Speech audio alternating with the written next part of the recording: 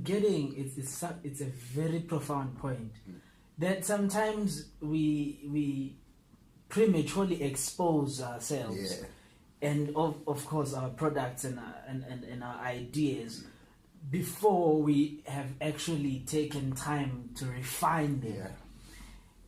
And how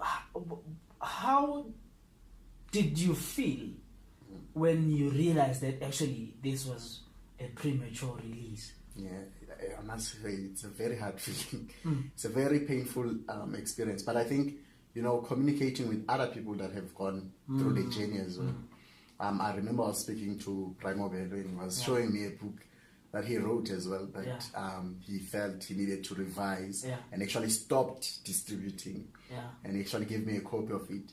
And I was like, oh, so you also went through this? It's not a new thing. So I took that as an experience and said, you know what, I just need to rise from it.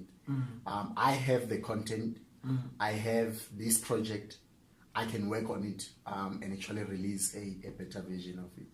So as much as it had, but relating to people that have gone through that as well helped me. So I think dealing with planners, it really helps to communicate and say, okay, this is what I've done. You'd actually be surprised that there are a lot of people out there that have undergone the very same things that are going to tell you that no, it's not the end of the route. You can actually do more from this point going forward. Okay. And now there's RTI. Please tell us about RTI. RTI is my baby, man. Firstborn. My firstborn. So RTI it's an organization which was inspired by frustrations. When you are frustrated towards a system and you know that currently there's no one that is boldly and clear-cut confronting that particular situation. So it was inspired from that premise. It was a matter of saying, this is the wrong that we see. Which is inconsistencies in the teaching profession, undermining of teachers, exploitation of teachers, the perception that the society holds about teachers, which is the fundamental one. So if you look at RTI, the goal is to reimagine or rebrand the teaching profession. So we're saying the perception about teachers is this. How can we best influence the perception so that we can start addressing the other things? But obviously we're not waiting for the perception to change to address the other things. We're doing it concurrently. So you'd know that, with this particular phenomenon where teachers go into, especially because with us, our interest was on newly qualifying teachers and how they find their voice in the teaching profession.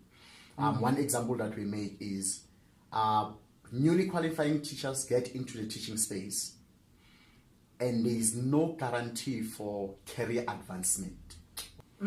So you find a newly qualified teacher coming into a profession and they have zero experience, which means if a post comes up, a person that is 20 years experience, and remember there's a queue. So now there are 5 people who are in a queue for the same position and you are the 6th one and you have zero experience. There's 15 there, there's 10 there, there's 6 there, there's 20 there, there's 40 there. What chance do you stand for you to advance career-wise? So it's really a unstructured and unthoughtful system, first of all. So what are you suggesting? Look, you have professions like lawyers or law, where you have a board, not a board, let me say a professional body that dictates the standards in the law profession. You have that in medicine as well. So teachers don't have that? No, we don't have. Don't talk about sales. Who releases the licenses though? With teachers, it says. So you get, I'm gonna expose sales right now. It's a common name. Yeah, okay. So you graduate from varsity, you apply for the license to teach. Let me say license to teach. You get the license to teach, and that's it. Then they have these professional standards which are not working, where they claim for every 3 years a teacher must have accumulated this number of points. Continuous professional advancement points. Exactly. But nothing has been done about it. I know teachers that have gone for over years and years who have not accumulated those points. So you have a body like that claims to be a professional body. So back to my point, because I was trying to address how do we change it. Yeah.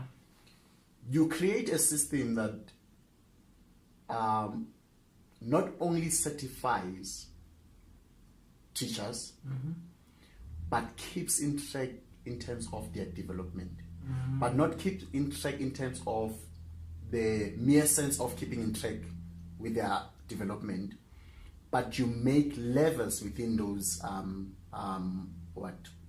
developments. So you would say, if I'm an entry level teacher and I get into teaching and I start practicing, perhaps there's a test that I'm looking forward to writing that is provided by this professional body, and I write this particular test. If I write this particular test and I pass it, in the ranks of teaching, I'm considered to be on another level that opens an opportunity for me to do something else within the profession. So is